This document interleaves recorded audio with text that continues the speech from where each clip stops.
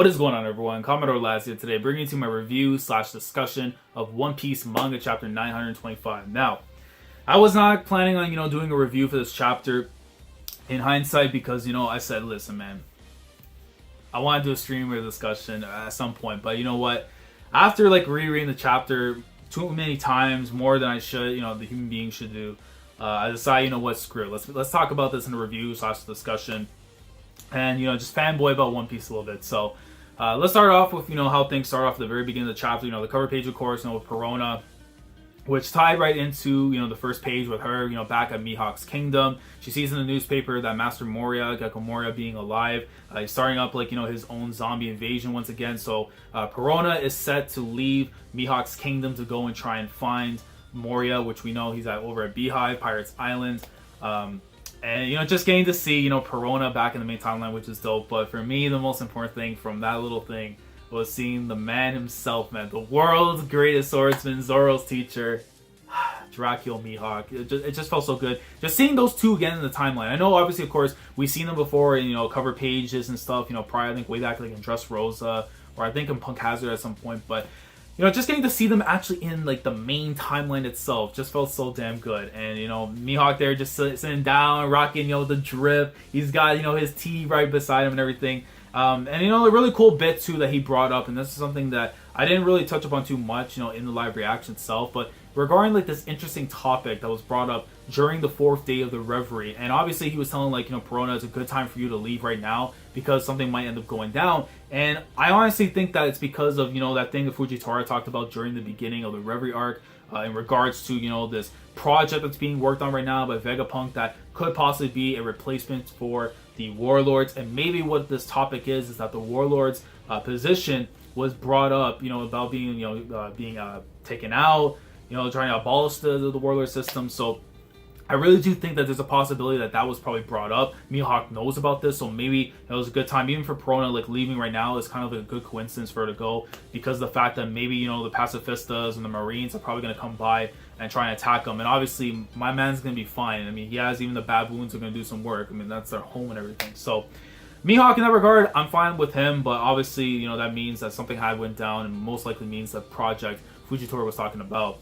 And then we transition over to Pirates Island Beehive. Now, before even getting into the Moria stuff, there was something that was brought to my attention. I'll put it up on the screen afterwards. But basically, the chapter number won't come to mind, but it'll probably be there. But basically, Pirates Island was actually talked about way back during the Davy Back fight in Long Ring Long Island. I think this was chapter 320, something around then. Or 300, somewhere around then. You'll see the number. But in itself, that is pretty crazy that we get talk about Pirates Island and those places where people go and try and take other people's pirates and stuff, somewhere in some part of the ocean. And lo and behold, we actually get Pirates Island Beehive. We see Gecko Moria afterwards showing up, looking for Blackbeard for reasons they'll explain.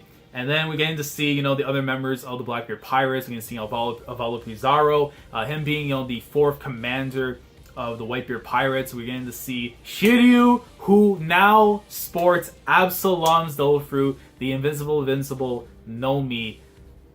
There we go. No Diamond Josu dying, whatever. That means he most likely is alive without question, or maybe, who knows, somebody else maybe on the Blackbeard crew has it because, they're talking about how they're known as ability users. It's been, or hunters, it's kind of been talked about a little while. And, just getting to see, man, him with the invisible fruit. Shiryu just looks so good. I was talking about this in the live reaction where, Shiryu of the rain. If you guys know, whenever, you see, people are in fights during the rain and stuff, it's kind of hard for them to be able to see. And having that ability of, being invisible in the rain, Shiryu of the rain, it just sounds poetic to me. But one of the things that really got me interested, man, and listen, man, Katarina Devon, I always thought was cool. But now I'm more interested in her character even more because now we get to see her Delfru. She has this mythical beast zone type, the Inu Nomi model QB, the Nine-Tails Fox, and she kind of pretty much represents the clones of the people that she either kills or she ends up seeing, kind of similar to that to Bon Clay's ability, the Mane Mane Nomi.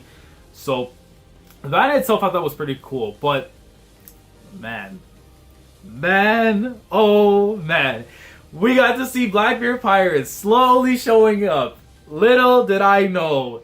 I turned the page afterwards and I see Ze ha ha ha ha. And I'm like, oh my god. We're about to see that man For some people, they haven't seen him for 8 years since Marineford or post Marineford. I haven't seen him personally since 2012 after being caught up with the series. But for after 6 years, it felt so damn good to finally see that man return. I gotta get his bounty thing properly on here when I actually say this, because listen, this man out here sporting a 2,247,600,000 bounty. Marshall D. Teach. I know it says the Admiral of the Blackbeard Pirates, but we go by the Viz here. The Commodore of the Blackbeard Pirates. Look, namesake for a reason, man. Y'all don't know, you don't know.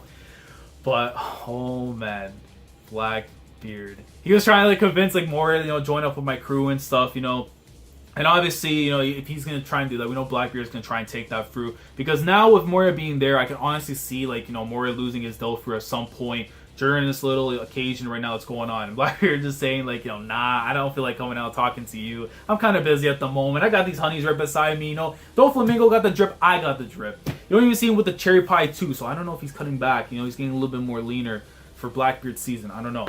But, he just looks so freaking dope, man. Just looking like the actual Blackbeard, the actual Edward Thatch. But the crazy thing that was brought to my attention, and I'll put up on the screen as well, I could not believe that Oda had to have thought about this when he reintroduced Blackbeard. November 22nd, 1718 is the date when the original Edward Thatch actually died. And the time of this chapter coming out, it falls almost near that date. I don't know what else to say. I think Oda's a genius, man. I think that he knows what he's doing. And now it's I gotta pay attention to all these little dates and things that are going on a little bit more often. Because this man, he's just in his bag at the moment, man.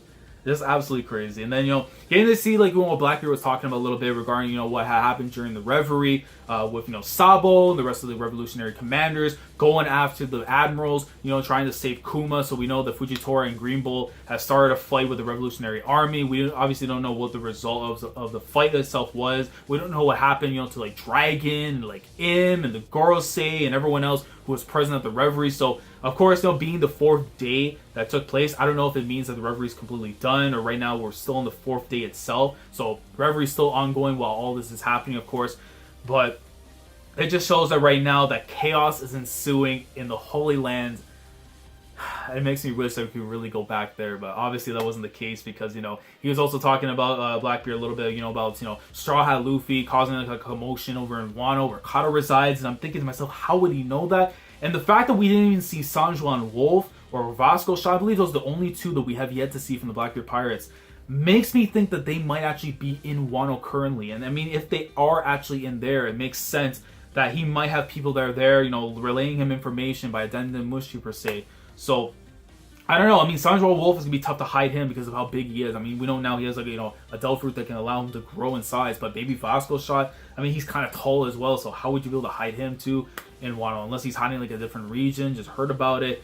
But, he's talking about also how, Big Mom is, in hot pursuit of going to Wano and everything. And, he's just saying, they're all going after, that throne. And to me, obviously, I know a lot of people are thinking, the Pirate King throne. I honestly think it might be the throne, the empty throne, and Mary Shawa. So, I mean, some people could think it's a double meaning per se. But I think he knows what's up with that empty throne. I really think that there's, Blackbeard's going to start revealing more and more about his character later on down the line. But that in itself, man, it's just so hype. And then it's right after that, the curtain opens up. We get Act 2 of the Wano Country arc beginning. And I'm just you had to do that to me, Oda. You had to do that to me. And we get Act 2 beginning with Inuarashi and Ashura going at it, man, at Mount Atamayama. I'm hoping to pronounce it properly. But we see the two of them going at it. I was a little shook. I'm yo, they going at it? And it makes sense, though, because then we see Kinemon afterwards, talking with them and everything, And you can tell with Ashura, there's obviously a discord between them because for 20 years, these guys have, been gone. To him, he doesn't know about Lady Toki and the power of the Time fruit. sending them into the future 20 years. So to them, it's like they pretty much up and left when, the whole country was in chaos. So, of course, he feels some type of way about that. He's in his feelings. And for, right reason. He doesn't want to serve the Kozuki family. He only wants to serve Odin. The fact that that man's not there, he's not willing to serve under Momonosuke. But we know what Kinemon, he said, you'll remember what kind of person I am. I will make you my ally. And just to see, how that went down, man, even Kiku, too. The whole conversation with them and stuff, I'm saying, I could rob you for all your stuff, but, it's not going to be like that. But it was just really cool just seeing them. But then, to kind of backtrack a little bit, because, listen, the reason I'm doing this review right now is because she's safe. Y'all know how much I value Otama, man. And thank God, after what that Sicko Kaido did, and I'm so happy for the fact that, with Wano, we're going to hopefully see this man catch an ass whooping for what he did. But my daughter being safe, she doesn't really remember exactly what had happened during the whole thing with Umami-chan, aka Speed. So she doesn't know, she wasn't really talking about how Speed was and everything, especially she's like her master and everything. But her health is what matters the most, man. We see Tristan, the other Minx, Chopper was over there, Hitetsu. So just getting to see them, which is really cool. Even Komainu over there on the window was really dope. But she was fine. They're saying she's more worried though about Luffy, and I was just like, oh my god, she's an angel. She got hurt by 100 Beast Kaido, and she's worried about Big Bro. Your kids better have that same energy, man. Otherwise, I don't know. I just know, listen, man, my adoption papers, they went through. We got the stamp on, the seal and everything, man. That's my daughter, man. We respect her in this house.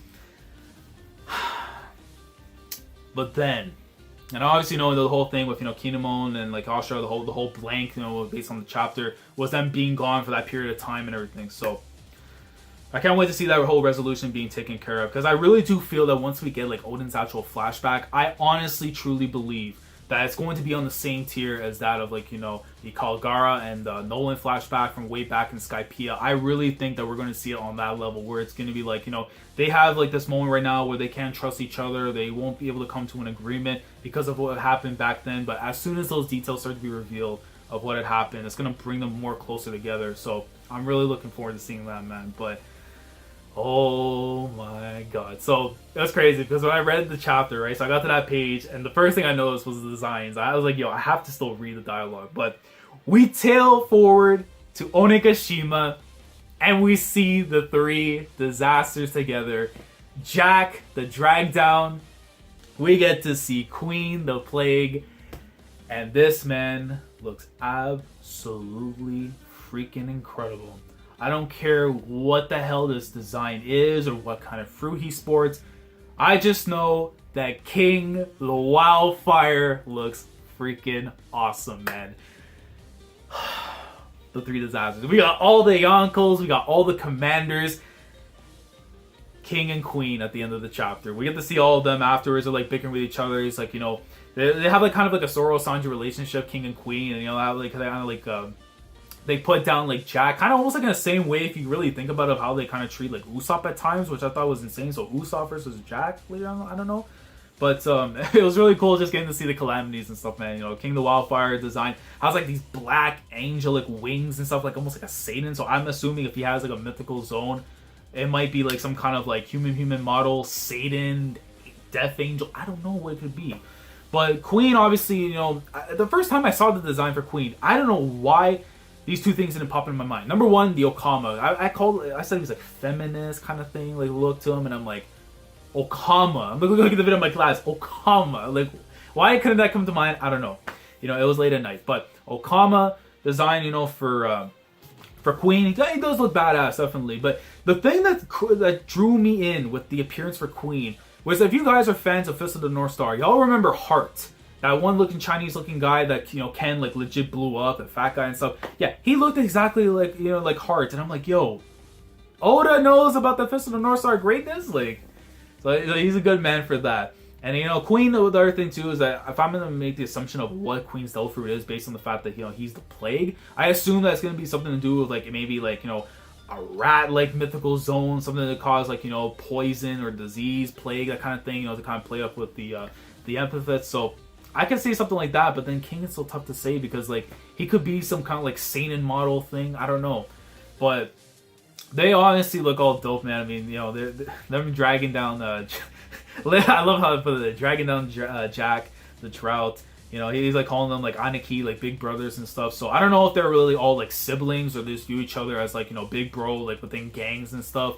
With Kaido, of course, being like the head honcho. But regardless, that whole interaction was definitely dope. I cannot wait to see more of these two, especially, you know, now getting to see the designs and what they're like, and, you know, just the name King, the Wildfire Queen, the Plague.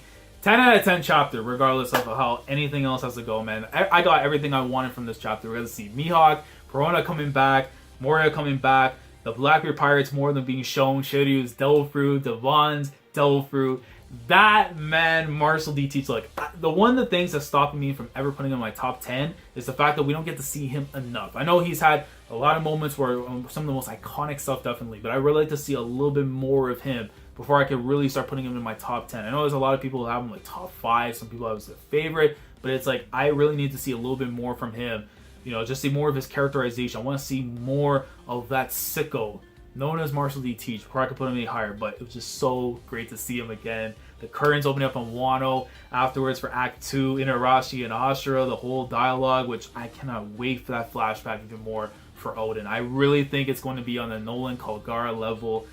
My daughter is safe. God bless Goda, man, for letting my daughter just, you know, see another day, but she's more worried about Big Bro. Oh, even the little thing I forgot to mention as well, Raizo is going to be also the one that's going to be taking care of the prison break mission, which I was like a little bit like, oh shit, like he's going to be the one taking care of it. I figured that they would try and get, you know, maybe Kawamatsu or Dendro, whichever the one that's probably available right now to maybe help him out.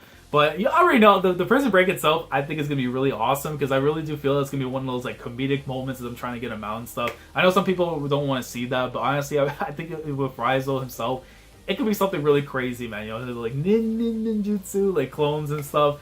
I mean, that would be crazy. Imagine he actually sets up like clones of Kid, Luffy, and whoever the third person in the cell is to kind of as placements as he's trying to get them out afterwards. And then maybe something happens with Kid and Luffy. They get into like a commotion and it causes some kind of problem. Then they have to fight their way out of the prison. And then they run into like King and Queen. That itself would be crazy. Oh my god. You know, it already has me more hype for Act 2 than I already was.